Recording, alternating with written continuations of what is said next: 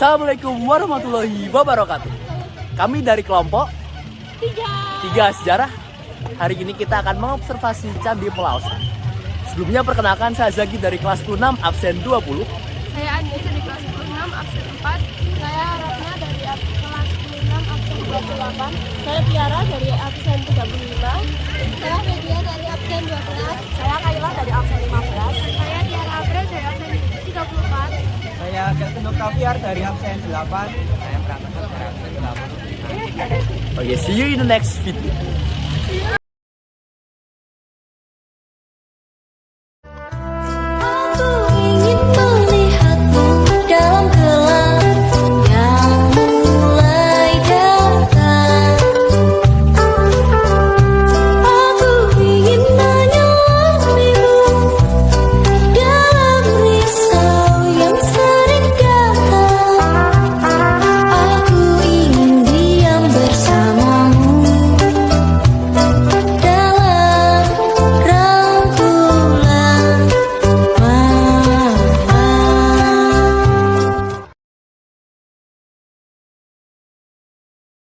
Gani, tapi menyebut gelarnya yakni Sri Kahulunan.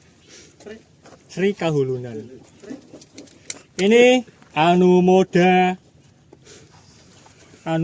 kemudian ini Sasri, ini Kahulunan, Kahulunan. Nah, Kahulunan ini jadi merujuk kepada Pramodawardhani. Jadi yang situ adalah persembahan dari suaminya. Ini adalah persembahan dari istrinya. Sri Dharma Sri Maharaja. Dharma Sri Maharaja. Dharma Sri Maharaja. Ini Anumoda Sri Kahulunan. Dharma Sri itu tinggi. Sri Maharaja itu tinggi. Sri itu tinggi. Sri Kahulunan. Nah, ini Sri Kahulun. Ini ini Sri asrana. Ini ana di pangku. Nan. Kahulunan, ini double Kahulunan. Ini ada relief burung tapi berkepala manusia. Nah, ini itu namanya kinara-kinari. Itu kayak makhluk dalam mitologi Hindu dan Buddha, itu merupakan makhluk mitologi yang menghuni di surga sebagai musician. Nah, kinara-kinari itu ada 2 jenis kelamin ya. Kinara laki-laki, kinara itu perempuan. Bisa dilihat sini. Nuwun sewu, ada payudaranya. Ini jadi yang perempuan, kemudian yang laki-laki sih. Yang ini yang jenazah, ini yang kinari. Nah, ini biasanya menjadi ada arca gitu. Sini juga sama teman-teman. Ya itu malah kelihatan banget tuh, itu ada jenazah dan kinari itu. Nah, ini juga Kalamakara. Jadi kayak apa ya? Ini seperti penggambaran depan candi juga. Masalahnya di depan ada Kalamakara, kemudian ini ada ini Kala. Namanya bukan selain Kalamakara adalah Kirti Muka. Kirti itu raksasa, muka itu wajah raksasa.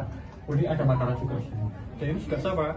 Jadi kayak kita menandakan kita ada di dalam candi.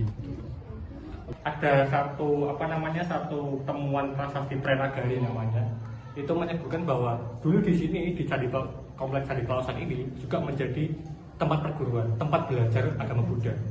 Jadi dari kalau nggak salah biksu-biksu dari India malahan yang ke sini. Nah, yang di Candi Pramana itu malah dimungkinkan untuk bersemedi. Kalau di sini biasanya setahu saya yang di dalam sini untuk pemujaan. Hanya untuk pemujaan. Jadi bersemedi mungkin nggak di sini ya, tapi di sinilah itulah untuk pemujaan. Tapi kalau di Candi Pelausan lebih ke Candi Pramana itu. Kayak gitu. Nah, di sini kalau untuk manusia mungkin bisa, tapi saya lebih cenderung tidak mungkin di situ. Karena di dalam candi Indo itu biasanya adalah arca-arca Buddha. Nah, kemudian kalau perwara di Pelausan itu fungsinya untuk apa? Dibangunnya untuk apa? Pertama ada untuk penanda gotong royong. Wah, ini nanti aja ada penanda gotong royong. Kemudian untuk itu tadi, untuk bersemadi itu tadi.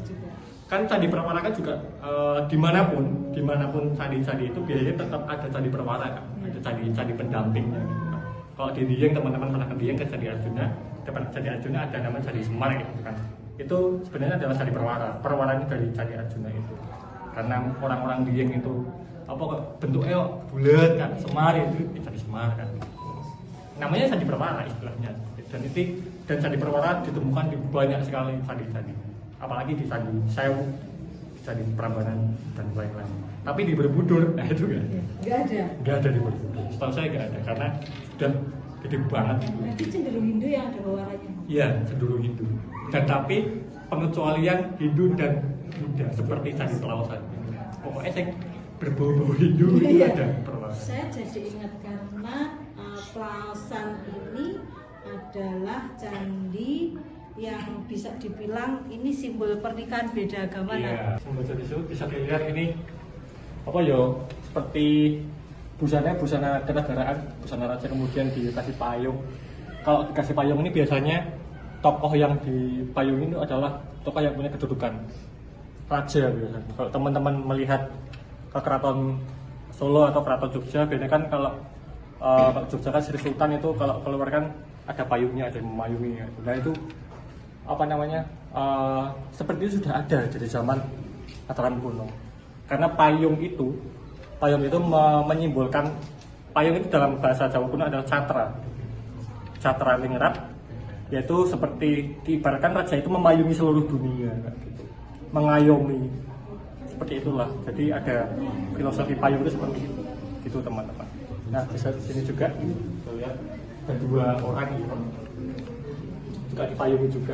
Nah ini ada yang bilang juga bahwa kemungkinan yang direliefkan ini adalah orang-orang yang ikut membangun Candi Pelausan. Ada yang berpendapat seperti itu, tapi saya belum percaya. Tapi yang saya sarankan teman-teman kalau mau tahu ini ada siapa baca skripsinya UI. Tidak ada. Ini siapa kalau karena beda aliran Mahayana beda, terus Vajrayana beda. Aku belum tahu ini yang tengah siapa. Pokoknya yang tengah biasanya kedudukannya paling tinggi daripada yang dua ini. Jadi yang paling dipuja di Candi Pelausan adalah ini. Kedudukannya paling tinggi yang tengah ini. Oh ya, ini namanya adalah relief sangka. Sangka itu kerang putih. Kalau di cerita Mahabharata itu digunakan untuk sangkakala penanda trompet perang. Nah kalau di Indonesia Timur ini masih ditemukan, fungsinya masih ada kayak gitu. Jadi kerang-kerang yang gede-gede kemudian menjadi alat musik. Jadi dulu penulisan prasasti itu tidak hanya dalam batu, tapi media tulisnya itu bisa jadi perunggu, emas, itu juga banyak ditemukan seperti itu. Bahkan biasanya di candi induk toh, di bawahnya itu banget, di dalamnya itu ada namanya peripih. Peripih itu kotak. Terus kotak ada lubang-lubangnya tengah satu, kemudian ada 9 arah mata angin. Nah di dalamnya itu biasanya ada permata, ada emasnya, ada intan, ada